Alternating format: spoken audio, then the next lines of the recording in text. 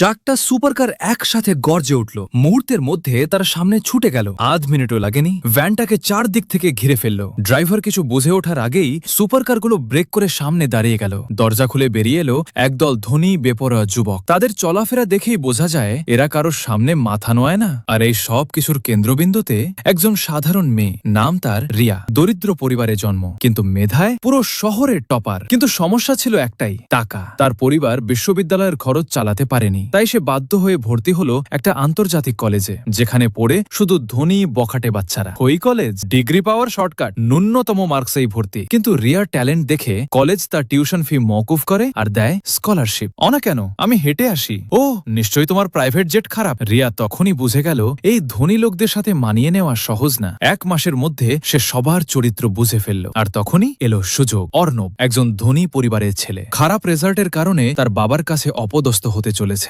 রিয়া এগিয়ে এলো। আমি তোমাকে পাশ করাতে পারি। সবাই হতবাক, কারণ তখনই সে জানালো সে শহরের টপার।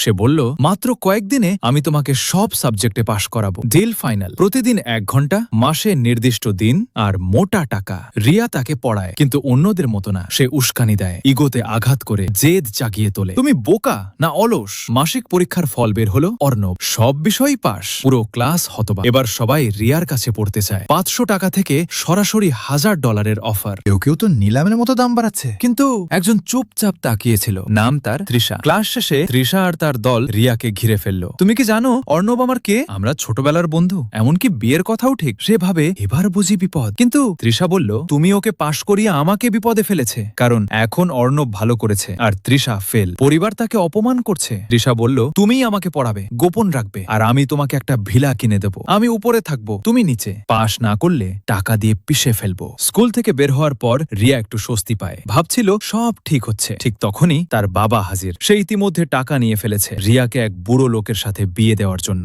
রিয়া লড়াই করে, চিৎকার করে, কিন্তু তাকে জোর করে গাড়িতে তুলে নেওয়া হয়। এই সব কিছু দেখছিল অর্ণব। আর তখনই তৃষা দৌড়ে আসে। সে গ্রুপে খবর দেখে ফেলেছে, ভ্যান শহর ছেড়ে বেরিয়ে যাচ্ছে। বাবা খুশি, তুই এখন স্বামীর বাড়ি যাবি। ঠিক তখনই 4টা সুপার কার সামনে এসে দাঁড়ালো। মুহূর্তেই ভ্যানটাকে চারদিক থেকে ঘিরে ফেললো। এবার কি রিয়া বাঁচবে, নাকি তার জীবন এখানেই শেষ?